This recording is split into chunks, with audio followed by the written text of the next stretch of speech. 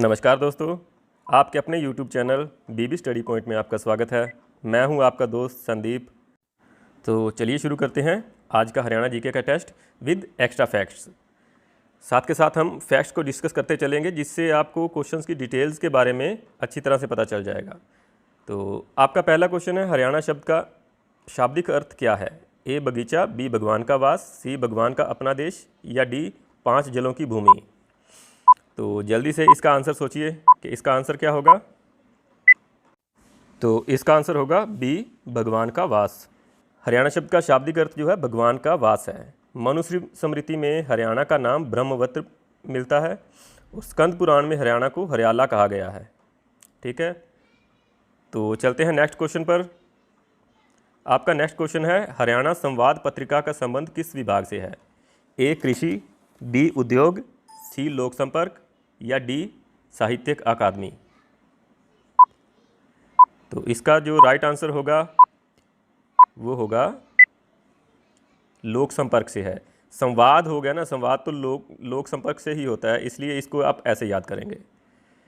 तो आपका next question है, हरियाणा शिक्षा बोर्ड किस जिले में स्थित है? ए भिवानी, बी रोहतक, सी गुरुग्राम, या डी अंबाला। तो ये तो आप सबको पता होगा ही, लेकिन इसके बारे में जो एक्स्ट्रा फैक्ट्स हैं उसके पता नहीं होंगे। ठीक है, तो उसे भी हम डिस्कस करेंगे। तो इसका राइट आंसर जो होगा वो होगा भिवानी में। तो हरियाणा शिक्षा बोर्ड भिवानी की स्थापना जो हुई थी वो 21 जनवरी 1969 को चंडीगढ़ में हुई थी। भिवानी में नहीं हुई थी, चंडीगढ़ में हुई थी। और इसे भिवानी में स्थानांतरित कब किया गया था? 1981 में। और इसके प्रथम अध्यक्ष याद रखना है आपको, BS आहूजा, और प्रथम सचिव विश्वनाथ थे। ठीक है, और नेक्स्ट क्वेश्चन है आपका, हरियाणा राज्य के मोरनी क्षेत्र में किस प्रकार की मृदा पाई जाती है? मोरनी क्षेत्र जो है वो पहाड़ी क्षेत्र है। तो आपको पता ही होगा कि पहाड़ी क्षेत्र में किस तरह की मृदा पाई जाती है। जल्दी से सोचकर आंसर दीजिए। तो इसका जो राइट आंसर होगा वो होगा पथरीली। ठीक है, मोरनी पहाड़ियाँ जो पंचकुला में हैं और इनकी जो समुद्र तल से ऊंचाई लगभग ऊंचाई है वो 1220 मीटर है। नेक्स्ट क्वेश्चन है, राष्ट्रीय डेयरी अनुसंधान कहाँ है? हिसार में, जींद में, करनाल में, या रोहतक में। ये बहुत इंपॉर्टेंट क्वेश्चन है, इसको आप जरूर याद करिए। तो इसका आंसर होगा करनाल में। इसकी स्थापना बेंगलोर में हुई थी 1923 में और इसका नाम था imperial institute of animal husbandry and dairying. 1947 में इसका नाम नेशनल डेयरी अनुसंधान केंद्र रखा गया था और 1955 में इसका हेडक्वार्टर जो है वो करनाल में शिफ्ट कर दिया गया था। आपका नेक्स्ट क्वेश्चन है, चीनी यात्री हेनसांग किसके शासनकाल में भारत आया था? ए चंद्रगुप्त मौर्य, बी पुष्यभूति, सी हर्षवर्धन, या डी समुद्रगुप्त। तो इसका आंसर सोचिए जल्दी से। इसका आंसर होगा हर्षवर्धन। हेनसांग वर्धन वंश के शासक हर्षवर्धन के काल में भारत आया था और इसने एक प्रसिद्ध पुस्तक लिखी थी जिसका नाम सीयू की था। ठीक है, हरियाणा में निम्नलिखित में से किस धार्मिक स्थल पर सूर्य ग्रहण के अवसर पर भारत भर से लाखों यात्री स्नान व धर्मानुष्ठान के लिए आते हैं? ये आपको पता होना चाहिए जरूर कि इसका आंसर क्या है। ये काफ़ी इंपॉर्टेंट क्वेश्चन है। तो इसका आंसर है कुरुक्षेत्र। कुरुक्षेत्र में ब्रह्म सरोवर पर पूरे देश से श्रद्धालु आते हैं सूर्य ग्रहण के मौके पर स्नान करने के लिए। ब्रह्म सरोवर का जिक्र जो है अल बिरूनी ने अपनी पुस्तक किताबुल हिंद में किया था। अल बिरूनी जो था ये महमूद गजनवी के साथ भारत आया था सन 1000 में ईस्वी में। ठीक है, तो नेक्स्ट क्वेश्चन है, 1526 ईस्वी में हरियाणा के किस स्थान पर बाबर और इब्राहिम लोदी के बीच में प्रसिद्ध युद्ध हुआ था? ए पानीपत, बी कुरुक्षेत्र, सी तावड़ू, या डी जींद। तो इसमें कई बच्चे कंफ्यूज हो जाते हैं, तराइन और पानीपत ऐसा कुछ। तो इसका राइट आंसर है पानीपत। पानीपत का प्रथम युद्ध बाबर और इब्राहिम लोदी के बीच में हुआ था। पानीपत का द्वितीय युद्ध अकबर और हेमू के बीच में हुआ था। पानीपत का तीसरा युद्ध अहमद शाह अब्दाली और मराठों के बीच में हुआ था। ये तीनों युद्ध आपको याद करने हैं। ठीक है, कंफ्यूज मत होना। तो इसी से रिलेटेड जो नेक्स्ट क्वेश्चन है हमारा, मोहम्मद गोरी और पृथ्वीराज चौहान के बीच 1191 में कौन सा युद्ध हुआ था? तो इस क्वेश्चन में बच्चे कंफ्यूज होते हैं, पानीपत का युद्ध और इस युद्ध के बीच में। तो आपने कंफ्यूज नहीं होना, आपने इसका आंसर पहले सोचिए, उसके बाद आपको बताते हैं। तो इसका आंसर है तराइन के प्रथम युद्ध हुआ था इनके बीच में। जो तराइन का युद्ध था ना, ये तराइन नामक स्थान पर लड़ा गया था। आजकल इसका नाम तरावड़ी है और हरियाणा के करनाल जिले में स्थित है। ये तराइन का युद्ध इन्हीं दोनों के बीच में 1192 में भी हुआ था, द्वितीय युद्ध जो था। तो प्रथम युद्ध में तो पृथ्वीराज चौहान की विजय हुई थी और द्वितीय युद्ध जो हुआ था उसमें मोहम्मद गोरी की विजय हुई थी। ठीक है, नेक्स्ट क्वेश्चन है हरियाणा का राज्य पक्षी क्या है? ठीक है, ए तोता, बी मोर, सी ब्लैक फ्रैंकलिन या डी ब्लैक बक। ये भी बहुत कंफ्यूजिंग क्वेश्चन है कई बच्चों के लिए। कईयों को तो पता होगा लेकिन कई बच्चे इसमें बहुत कंफ्यूज होंगे इंग्लिश वर्ड देखकर। जो यह ब्लैक फ्रैंकलिन है इसी को काला तीतर भी कहा जाता है, और काला हिरन जो है ये हमारा राज्य पशु है और इसे ब्लैक बक कहा जाता है। ठीक है, इन दोनों को अलग अलग से याद करना, ब्लैक बक काला हिरन और ब्लैक फ्रैंकलिन काला तीतर। तो आपका जो नेक्स्ट क्वेश्चन है वो है हरियाणा का राजकीय फूल कौन सा है? राजकीय फूल, ए लाल गुलाब, बी कमल, सी गेंदा या डी सूर्यमुखी। ये जो राजकीय चिन्ह वगैरह होते हैं इनको जरूर याद कर लेना, ये कभी भी आ सकता है। तो इसका जो राइट आंसर है वो है कमल। हरियाणा का राज्य फूल कमल या लोटस है।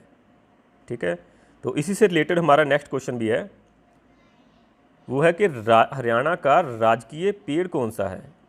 ए शीशम, बी पीपल, सी सफ़ेदा या डी पॉपुलर। तो इसका आंसर जल्दी से सोच के बताइए कि इसका आंसर क्या हो सकता है। तो इसका जो राइट आंसर है वो है पीपल। हरियाणा का राज्य वृक्ष पीपल है और इसे इंग्लिश में फाइकस ट्री भी कहा जाता है। इसको भी याद रखना, कई बार इंग्लिश का वर्ड जोड़ देते हैं बीच में तो बच्चे कंफ्यूज हो जाते हैं। आपका नेक्स्ट क्वेश्चन है वर्धन वंश का संस्थापक कौन था? ए पुष्यभूति, बी हर्षवर्धन, सी राज्यवर्धन या डी प्रभाकर वर्धन। वर्धन वंश के बारे में आपको जरूर पढ़ना चाहिए क्योंकि ये हरियाणा का मेन वंश था। तो ये है ए पुष्यभूति, इसे पुष्यभूति वंश भी कहा जाता है, इसीलिए वर्धन वंश को पुष्यभूति वंश कहा जाता है। हर्षवर्धन इस वंश का सबसे प्रतापी राजा था। राज्यवर्धन जो था ये हर्षवर्धन का भाई था और हर्षवर्धन और राज्यवर्धन जो थे ये प्रभाकर वर्धन के पुत्र थे और प्रभाकर वर्धन पुष्यभूति का पुत्र था। नेक्स्ट क्वेश्चन है हर्षवर्धन थानेश्वर की गद्दी पर कब बैठा था? 627, 1707, 1526 या 606। तो इस क्वेश्चन में थोड़ा लॉजिक लगाइए कि हर्षवर्धन का राज्य कब से कब तक था। ठीक है, तो हाँ, इसका राइट आंसर होगा 606। पहले हर्षवर्धन की जो इस वर्धन वंश की राजधानी थी ये थानेश्वर थी। उसके बाद हर्षवर्धन ने कनौज पर अधिकार कर लिया था, शशांक को हराकर कनौज पर अधिकार कर लिया और उसे अपनी राजधानी बना लिया था। ठीक है, तो नेक्स्ट क्वेश्चन है प्रियदर्शनी, रत्नावली, नागानंद नामक 3 संस्कृत नाटक ग्रंथों की रचना किसने की थी? ए बाणभट्ट ने, बी हर्षवर्धन ने, सी हेनसांग ने या डी पुष्यभूति ने। यह क्वेश्चन बहुत बार एग्जाम में आ चुका है और अलग अलग तरीके से आता है। ठीक है, इसका जो राइट आंसर है कि हर्षवर्धन ने इन तीनों की रचना की थी। पर एक बात आपको ध्यान में रखनी है, जो ये तीनों ग्रंथ थे हर्ष ने एक धावक नामक कवि को पुरस्कार देकर अपने नाम से लिखवाए थे। राजा महाराजाओं के पास कहाँ टाइम था इतनी किताबें लिखने का। ठीक है, तो आपका जो नेक्स्ट क्वेश्चन है हर्षचरित्र की रचना किसने की? ए हेनसांग, बी हर्षवर्धन, सी बाणभट्ट या डी राजेश्री। इसका आंसर जल्दी से बताइए। तो इसका जो आंसर होगा वो होगा बाणभट्ट। बाणभट्ट जो थे हर्षवर्धन के दरबारी कवि थे। हेनसांग की जो पुस्तक है वो उसका नाम क्या है? उसका नाम है सियुकी। और हेनसांग भी हर्षवर्धन के काल में भारत आया था। ठीक है, आपका नेक्स्ट क्वेश्चन है किस जिले में रजिया सुल्तान का मकबरा स्थित है? ये भी हरियाणा से रिलेटेड है ना, इसलिए ये क्वेश्चन इंपॉर्टेंट बन जाता है। ए पानीपत, बी कैथल, सी कुरुक्षेत्र या डी रेवाड़ी। तो इसका जो राइट आंसर होगा वो होगा कैथल में। कैथल में 1240 में रजिया सुल्तान की हत्या डाकुओं ने कर दी थी और रजिया भारत की पहली मुस्लिम शासिका थी। रजिया जो राजगद्दी पर बैठी थी वो 1236 ईस्वी में बैठी थी। इल्तुतमिश की बेटी थी ये। ठीक है, इतना याद रख लेना। तो आपका नेक्स्ट क्वेश्चन है महमूद गजनवी ने थानेसर पर कब आक्रमण किया था? महमूद गजनवी ने आक्रमण तो किए थे, 17 आक्रमण किए थे।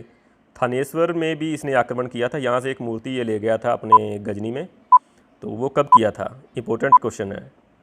तो इसका जो राइट आंसर होगा वो होगा 1014 में इसने थानेसर पर आक्रमण किया था। 1025 में तो इसका सबसे फेमस आक्रमण जो था वो सोमनाथ मंदिर जो गुजरात में है वहाँ था। और 1000 में तो इसने अपना प्रथम आक्रमण किया था, और 1027 में जाटों के विरुद्ध इसने अपना आखिरी आक्रमण भारत पर किया था। टोटल 17 आक्रमण किए थे इसने। इतने फैक्ट्स आपको याद रखने हैं। तो नेक्स्ट क्वेश्चन है आपका, नाथूराम गोडसे को फांसी की सज़ा किस जेल में हुई? ए अम्बाला, बी रोहतक, सी करनाल या डी दिल्ली?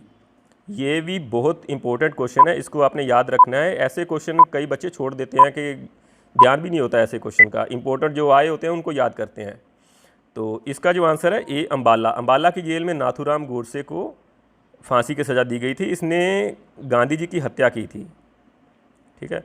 तो भाखड़ा नंगल डैम के जन्मदाता किसे माना जाता है? ए नेकीराम शर्मा, बी छोटू राम, सी कन्हैयालाल या डी बालमुकुंद गुप्त? तो इसका जो आंसर होगा वो होगा बी छोटू राम। चौधरी छोटू राम का जो असली नाम था वो ऋषपाल था। ये अपने घर में अपने भाइयों से छोटे थे, इसलिए इन्हें छोटू छोटू तब से कहा जाता था, इसलिए इनका नाम छोटू राम पड़ गया था। इनका जन्म जो था रोहतक के गढ़ी सांपला गांव में हुआ।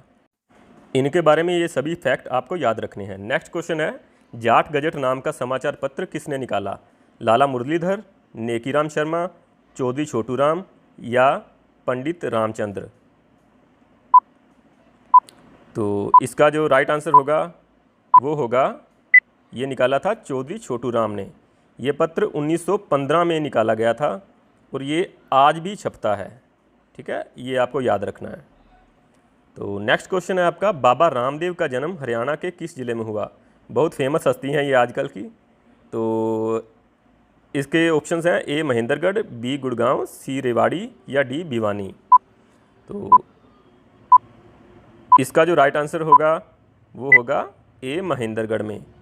तो ये महेंद्रगढ़ के सैद अलीपुर गांव में एक अहीर परिवार में 25 दिसंबर सन 1965 को इनका जन्म हुआ था। इनका बचपन का नाम रामकिशन था और इनकी अब टोटल आयु कितनी बन गई है वो आप अपने आप जोड़ लेना इसमें। तो आपका नेक्स्ट क्वेश्चन है, हरियाणा का कौन सा शहर विज्ञान नगरी के नाम से जाना जाता है? ए अम्बाला, बी गुरुग्राम, सी फरीदाबाद या डी पंचकुला? ये तो शायद आपको पता होगा भी, नहीं तो इसका आंसर बताइए। इसका आंसर होगा ए अम्बाला। भारत से निर्यात होने वाला 20% वैज्ञानिक उपकरणों का निर्माण अकेले अम्बाला ज़िले में किया जाता है। और अम्बाला में अन्य उपकरण भी बनाए जाते हैं, जैसे मिक्सी ग्राइंडर के रिलेटेड अगर क्वेश्चन आ जाता है तो ये भी अम्बाला में ही है। सिलाई मशीन, दरी और इंजीनियरिंग की वस्तुओं का निर्माण भी यहाँ पे होता है। नेक्स्ट क्वेश्चन है, ककरोई सूक्ष्म जल विद्युत परियोजना किस नहर पर बनी हुई है? ए भिवानी नहर, बी जवाहर नहर, सी गुड़गांव नहर या डी यमुना नहर? सबसे पहले ये भी तो पता होना चाहिए आपको कि ये परियोजना है कहाँ पे। बड़ी परियोजनाओं के बारे में आप पढ़ लेते हैं लेकिन ये छोटी परियोजनाएं भूल जाते हैं। तो इसका आंसर होगा डी यमुना नहर। यह परियोजना जो है सोनीपत के ककरोई गांव में अवस्थित है और ये इस परियोजना के 4 यूनिट हैं, जिसमें से प्रत्येक की क्षमता 100 किलोवाट है। ऐसे क्वेश्चन भी आपको याद करने चाहिए। ठीक है। तो नेक्स्ट क्वेश्चन है, अबूब शहर वन्य जीव अभ्यारण्य हरियाणा के कौन से ज़िले में है? ए यमुनानगर, बी सोनीपत, सी सिरसा या डी कैथल? तो इसके बारे में जल्दी से बताइए। तो इसका जो राइट आंसर होगा वो होगा सिरसा। ये क्षेत्रफल की दृष्टि से हरियाणा प्रांत का सबसे बड़ा वन्यजीव अभ्यारण्य है। ठीक है, और ये सिरसा से करीब 10 किलोमीटर दूर डबवाली वाली साइड पे है। 30 जनवरी 1987 को अबूब शहर वन्यजीव अभ्यारण्य की स्थापना की गई थी। आपका नेक्स्ट क्वेश्चन है मेमोरी टेस्ट के रिलेटेड। ये हमारे पीछे वाले जो टेस्ट नंबर 1 था ना हरियाणा जीके का, उसमें से ये क्वेश्चन लिया गया है। तो इसका आप आंसर देंगे, सरस्वती वन जीव अभ्यारण्य किस जिले में है? ए यमुनानगर, बी सिरसा, सी कैथल या डी सोनीपत? तो इसका जो आंसर है ये आपको मिलेगा हमारे टेस्ट नंबर 1 में। तो उसे देखने के लिए आप ऊपर आई बटन पर क्लिक कर सकते हैं या नीचे डिस्क्रिप्शन में उसका लिंक दिया गया है, आप वहाँ से इसका आंसर देख सकते हैं। ठीक है, तो मिलते हैं दोस्तों नेक्स्ट वीडियो में इससे भी अच्छे लेवल के क्वेश्चंस लेकर। तो आपसे रिक्वेस्ट है कि आप प्लीज़ हमारा चैनल सब्सक्राइब कीजिए, बेल आइकन को क्लिक कीजिए ताकि हमारे आने वाले वीडियोज़ की अपडेट्स आपको मिल सकें। और प्लीज़ दोस्तों, अपने दोस्तों के साथ ये वीडियोज़ शेयर कीजिए। और अगर आपको ये वीडियो अच्छा लगा है तो उसे लाइक कीजिए, अच्छा नहीं लगा तो डिसलाइक कीजिए, और कमेंट्स में अपने सजेशन ज़रूर दीजिए। मिलते हैं नेक्स्ट वीडियोज़ में, तब तक के लिए गुड बाय एंड जय हिंद।